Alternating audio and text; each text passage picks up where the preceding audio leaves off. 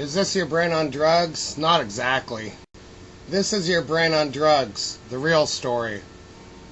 By Dr. John Brim of the Harm Reduction Therapy Center, San Francisco.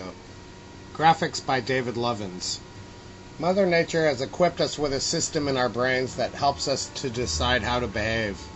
This part of the brain is called the nucleus accumbens, or NA for short. We can think of the NA as the happiness regulator of the brain. It's the part that makes you happy or sad. How does the NA know whether to make you happy or sad? The rest of the brain, the thinking part, sends messages to the NA in the form of little packages of dopamine. The more dopamine, the happier. Normally, we stay in the middle range of mood, neither happy or sad. Happy experiences increase the dopamine flow. Sad experiences decrease the dopamine flow. When something good happens to us, like getting an A on your report card, the brain sends a message to make us feel happy so we'll want to do it again. We remember the good or bad feelings and try to repeat the good and stay away from the bad. Happy experiences: student getting an A, Olympic medal winner, lover's kiss, mother and baby, father giving son a pat on the back. Sad experiences: student getting an F, rejection from someone you love, losing a valuable item, injury, getting fired or losing your job, or not enough money. So what happens when we consume a recreational substance like alcohol, coke, meth, heroin, oxycodone, etc.?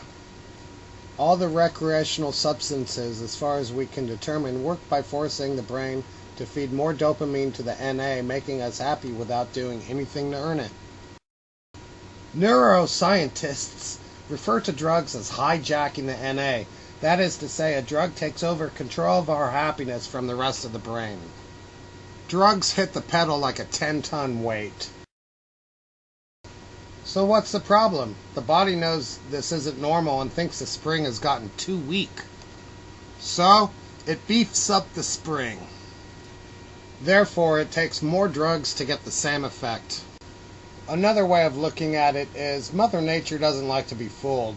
She made our brains a certain way and she gets upset when we tinker with that.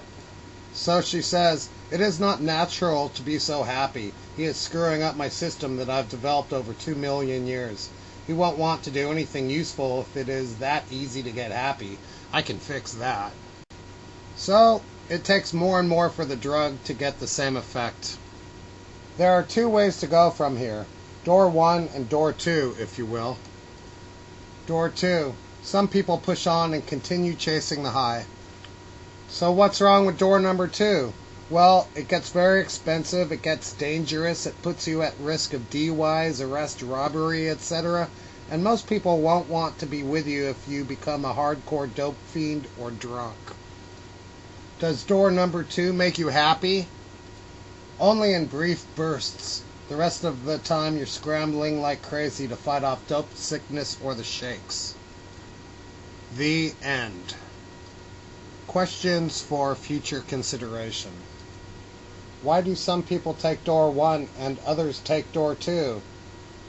What can I do if I took door 2 and it's making me and those I love miserable? New videos answering these questions are coming. Keep watching.